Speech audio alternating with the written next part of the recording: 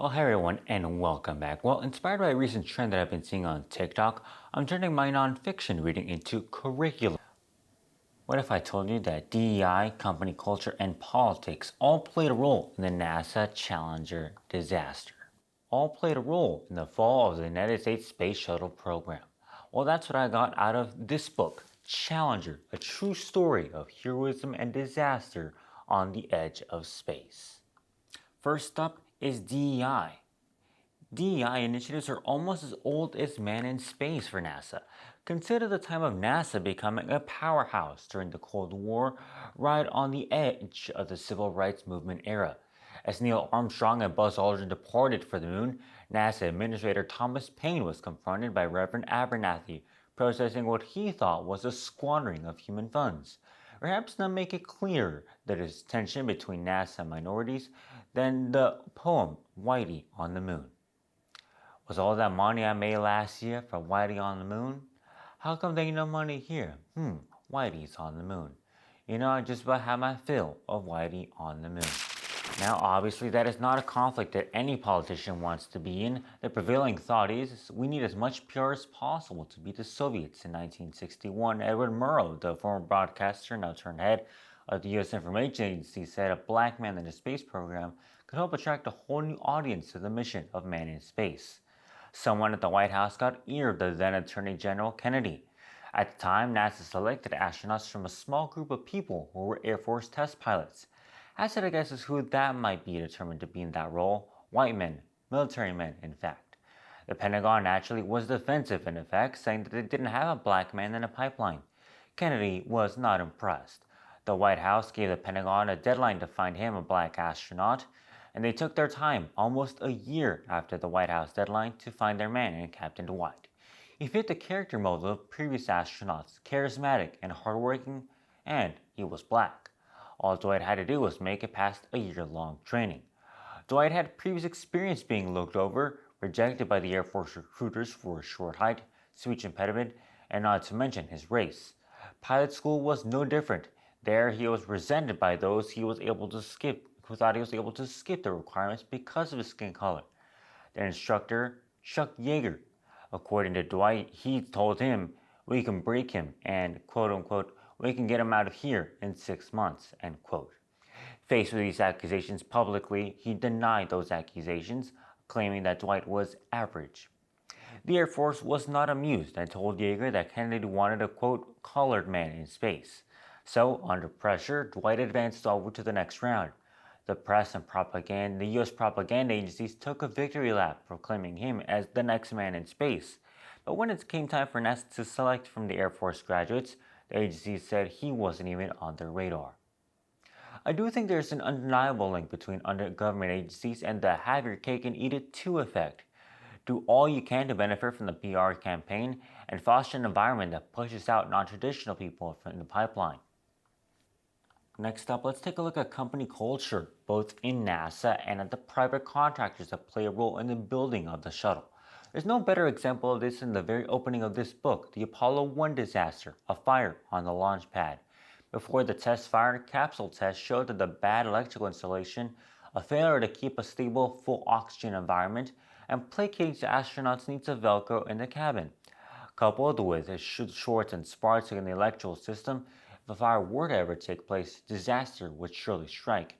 And yet NASA pushed forward despite the contractors warning NASA of the oxygen-rich environment.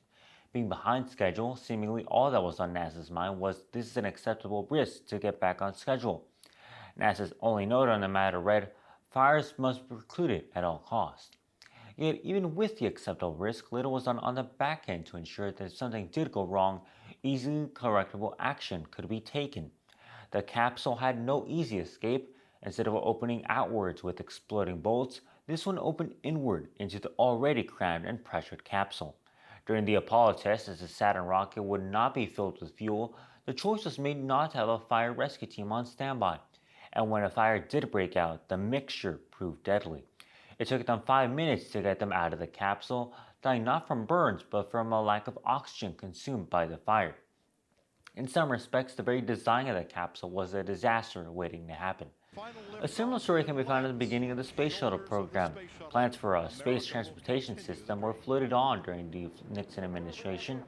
The shuttle would hinge on the performance of a new design, a craft designed to be reusable, especially through the stress of re-entry.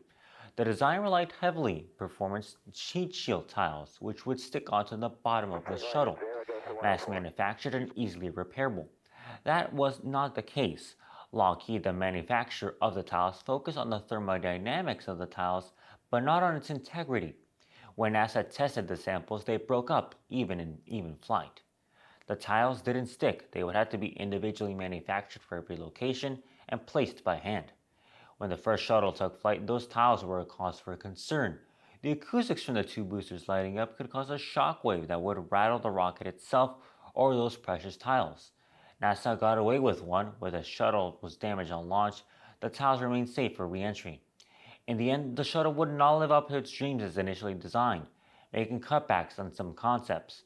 Among them was the boosters themselves, using a supersized solid rocket design from the Titan III. It was that supersizing and the necessary modifications that led engineers to believe that they had not created a radical new innovation. That is, until they saw otherwise. At the end of the first flight, they noticed some damage to the O-rings of the SRBs.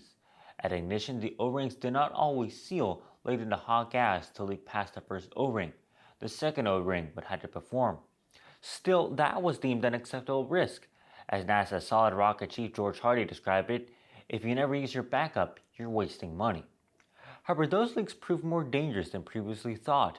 In one post-flight review, the secondary O-rings showed damage as well. The earlier hunch was that cold weather played a role. Although the air temp was 62, the seals were at 53. But this damage occurred in January of 1985 during the so-called freeze of the century. NASA officials from the Marshall Space Flight Center dismissed the hunch. After all, what were the possibilities of a freeze like that happening again before the joint itself was fixed? The NASA HQ recommendations left that hunch out. The shuttle would no longer have an emergency escape system. Once strapped inside, the astronauts would stay inside the shuttle until it landed, whether safely or not. Perhaps worst of all, there was no emergency plan for the first 2 minutes of flight, where the socketed rockets were still attached. In essence, the rockets would simply have to perform perfectly every time. But what exactly did NASA to pursue these shortcuts and others to the space program? Well, none other than politics internal to NASA in Washington, D.C. The shuttle needed to save space and wait for a deal with the devil, the Department of Defense. The DoD was the only reason the shuttle program stayed alive. After man landed on the moon, there was no public support for man in space, not on Mars, not on the space station. So the pitch was one of national security. First, to spy on the Soviets with manpower, as was done under President Carter, then to carry on the national reconnaissance satellites to space instead of using DoD's own rockets. Later, NASA also faced a double whammy. Could the PR dream surrounding the shuttle as no more than a routine trip to space take a blow?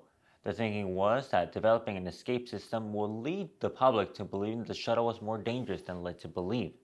Time and time again, politicians had essentially been sold a lie on the amount of launches, as Nixon number crunchers called it, audacious at 84 launches a year. It might not seem like much at more than a quarter of the Falcon 9 launches that we see today, but even now for a crewed vehicle, that's not happening. The shuttle was pricey too, at 20 times its original promise of $270 per pound, a staggering $5,200.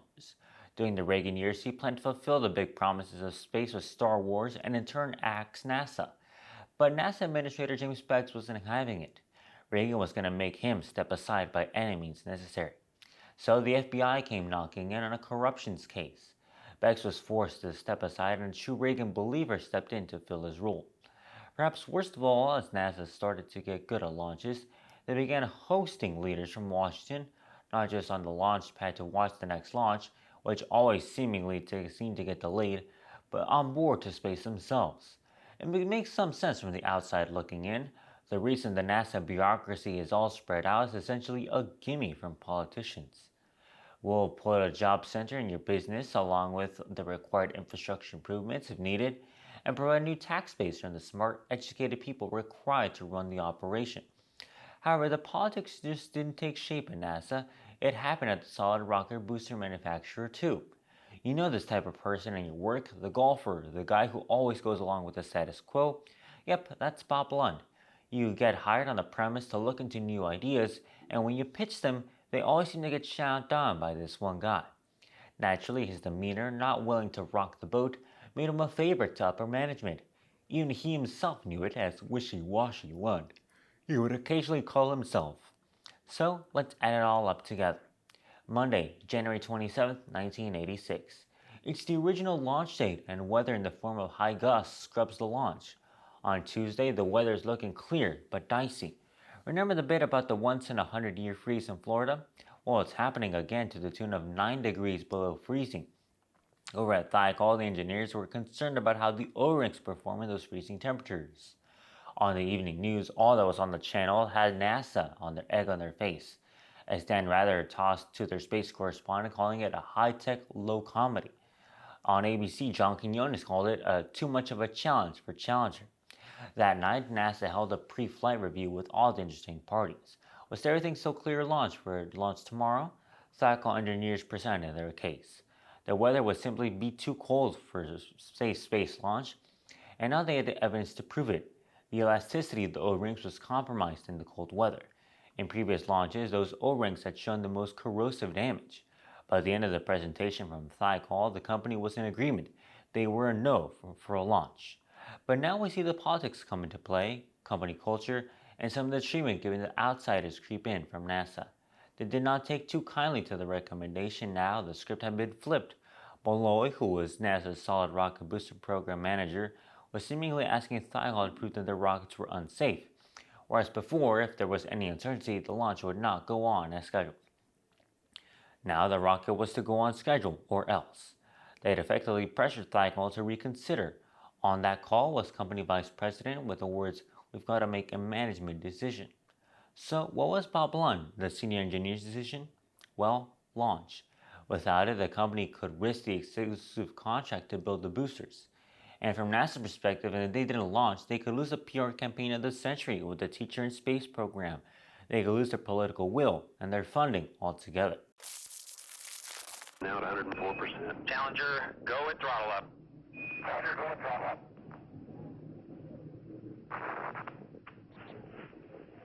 1 minute, 15 seconds. Velocity 2,900 The feet rest per you could second. say is history. The O-rings performed as the engineers expected, which is to say that they did not. They never sealed. The rockets did not perform perfectly this time. With no escape plan in the first 2 minutes, their fate was sealed the moment those engines were fired. This was an acceptable risk to NASA. They didn't take the advice from outsiders, the political shortcuts, the company culture. All that led to this moment.